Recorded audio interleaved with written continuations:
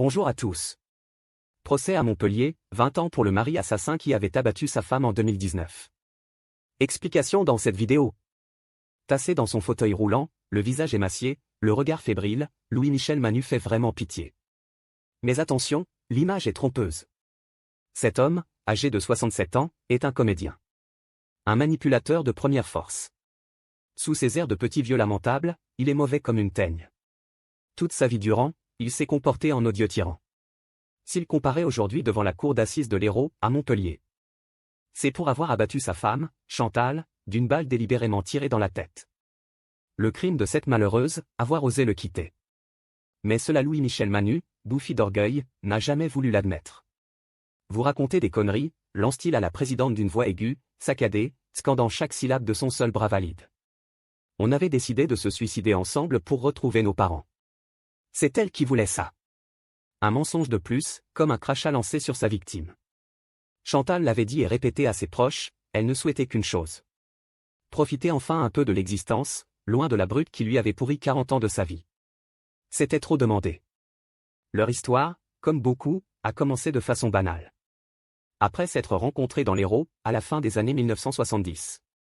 Chantal et Louis-Michel s'installent ensemble à Causses-et-Véran, la commune d'origine de la jeune femme, au nord de Béziers, dans les vignes. Louis-Michel est un gros bosseur. Il travaille comme électricien pour une entreprise locale, il est consciencieux, ponctuel, apprécié de ses collègues. Son seul loisir ? La chasse. Chantal, une femme un peu fragile, s'occupe de leurs 3 enfants. Evelyne, Carole et Patrice, nés coup sur coup au début des années 1980. Voilà pour le côté public de leur vie de couple. Le reste est moins lisse. Louis-Michel, qui a le pastis facile, n'est ni un père modèle, ni un mari exemplaire. Il fonctionne à l'ancienne. À la maison, il entend que sa femme soit soumise et ses enfants dociles. C'est lui qui commande, les autres obéissent et garent s'ils ne filent pas droit. Au mieux, les insultes pleuvent. Au pire ce sont les gifles. L'aînée, Evelyne, qui souffre d'un retard mental, n'est pas mieux traitée que le reste de la famille. Son père, devant tout le monde, la traite de mongole. Un accident du travail aggrave encore les choses. Louis-Michel tombe d'un poteau électrique lors d'une intervention. Traumatisme crânien. Lui qui était déjà rustré et arrogant devient carrément invivable. Il surveille sa femme avec la jalousie d'un tigre, l'accuse d'avoir des amants comme si. Avec ses 3 enfants et toutes les corvées ménagères, la malheureuse avait le temps de jouer les séductrices. Il lui fait vivre un enfer, la rabaisse en permanence, la traite de pute, de salope. Et si elle ose protester, il la rembarre d'un élégant « me casse pas les couilles ». Quand il voit que Chantal se détend en regardant la télévision, le sale type retire les fusibles du compteur. Résultat, elle passe la soirée sans électricité, dans le noir, et doit coucher les enfants à la lueur d'une lampe torche. D'autres fois, il la punit en s'enfermant seule dans la chambre conjugale, l'obligeant à dormir sur le canapé. Les rapports de ce sadique avec ses enfants sont exécrables, même après qu'ils ont quitté le toit familial. Un jour, après avoir traité sa fille Carole de voleuse, il lui hurle. « Si tu reviens à la maison, je te tuerai. » En 2018, Louis-Michel prend sa retraite. Va-t-il en profiter pour se distraire, trouver d'autres activités? Non. Il décide au contraire de ne plus bouger de chez lui, persuadé que Chantal, qui a trouvé un emploi d'aide ménagère auprès des personnes âgées du village, le trompe avec ses collègues de la mairie. Il l'a prévenu à plusieurs reprises. « Mon fusil est chargé, prêt à leur tirer dessus. » C'est un incident lamentable, parmi 1000 autres, qui va provoquer la rupture. Début février 2019, alors que Chantal discute avec sa sœur sur Facebook, Louis-Michel, en passant derrière elle, croit voir sur l'écran la photo d'un homme. Aussitôt, il explose, saisit l'ordinateur portable et le fracasse au sol. C'est la goutte d'eau qui fait déborder le vase. Chantal qui, pendant si longtemps, a tout enduré en silence, se révolte. Elle ramasse les débris de l'appareil et part, au volant de sa petite voiture rouge, se réfugier chez sa sœur, Florence, qui vit à quelques kilomètres. Son mari aura beau la relancer, la supplier de reprendre la vie commune, elle ne cédera pas. Pour officialiser la séparation, Chantal dépose à la gendarmerie une main courante dans laquelle elle précise qu'elle désire divorcer. Tout en dénonçant les harcèlements et les menaces que lui fait subir son conjoint. Sur les conseils de sa sœur et de sa fille Carole, elle prend contact avec une avocate. Cette fois, c'est terminé. Elle va tourner la page, planter là son persécuteur. Mais si elle est soulagée de l'avoir quitté, elle n'est pas pour autant rassurée.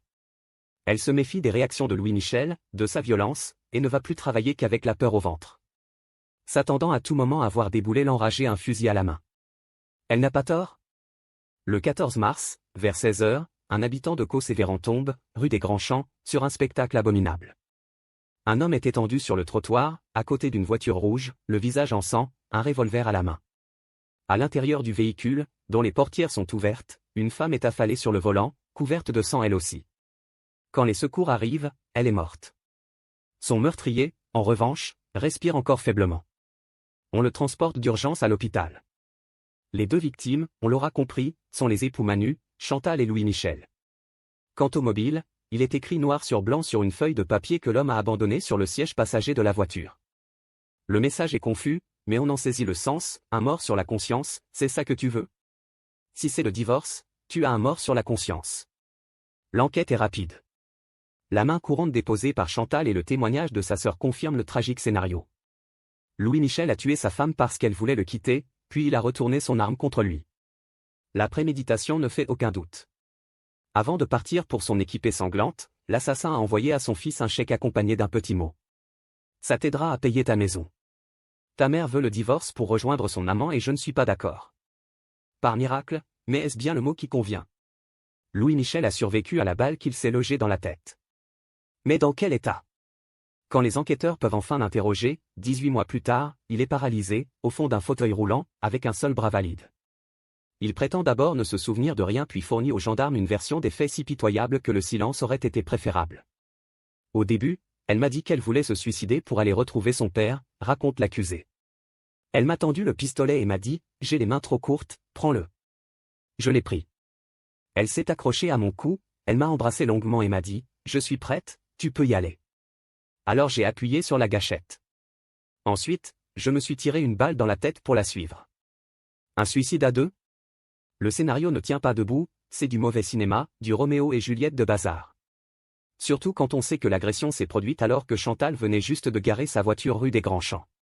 4 ans après le drame, Louis-Michel Manu, tassé dans son siège roulant, s'accroche pourtant à cette romance stupide. On fait comme si ce procès était normal, proteste l'un de ses avocats, maître Grégoire Mercier, mais mon client n'est pas en état de comparaître. Peut-être. Mais il faut bien qu'il rende des comptes, ne serait-ce que vis-à-vis de ses enfants et des autres membres de la famille. S'il est diminué physiquement, Manu, qui vit dans un EHPAD depuis sa mise en examen pour assassinat, n'a rien perdu de son arrogance, de son cynisme et de sa mauvaise foi. Ce prétendu suicide à deux ne s'est pas passé comme vous le dites, insiste la présidente. Si vous le savez, vous êtes plus forte que moi, répond l'infirme d'un ton méprisant. Comprenez-vous pourquoi vos enfants ne viennent pas vous voir dans votre maison de retraite? J'ai tué leur mère. Pour eux, je suis l'homme à abattre. Aucun remords, aucune chaleur humaine dans cette voix grinçante. Mettez-le aux oubliettes, c'est tout ce qu'il mérite. Lance au juré maître Oriane Chevalier, une avocate de la partie civile. L'avocat général, après avoir rappelé que les maisons d'arrêt accueillent des détenus en fauteuil roulant, requiert une peine de 18 ans de réclusion criminelle. Maître Grégoire Mercier, pour la défense, estime que l'accusé s'est suffisamment puni lui-même. À l'EHPAD, il est seul et enfermé, et, quelle que soit votre décision, il finira sa vie seul et enfermé. Ce sera toutefois derrière les barreaux. Louis-Michel Manu a été condamné à 20 ans de réclusion criminelle. À l'énoncé du verdict, il est resté bouche bée, le regard fixe. Pour la première fois de sa vie, il n'avait plus rien à dire. Merci d'avoir regardé et si vous avez aimé cette vidéo, n'hésitez pas à la partager avec vos amis et à vous abonner à notre chaîne pour ne manquer aucune de nos futures vidéos.